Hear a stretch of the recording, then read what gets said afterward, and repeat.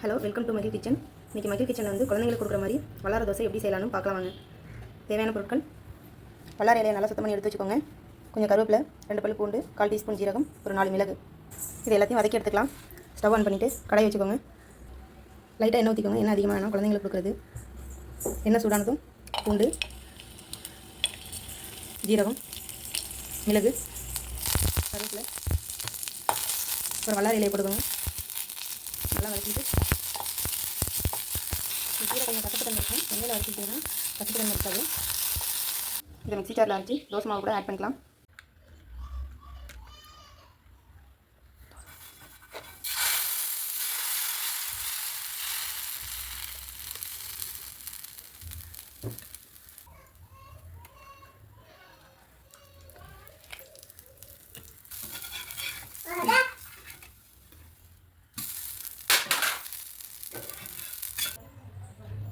வல்லார dosa ready ஆகிடுச்சு. இது கூட சக்கரையாக இல்லைனா சட்னி வச்சு கொடுக்கலாம்.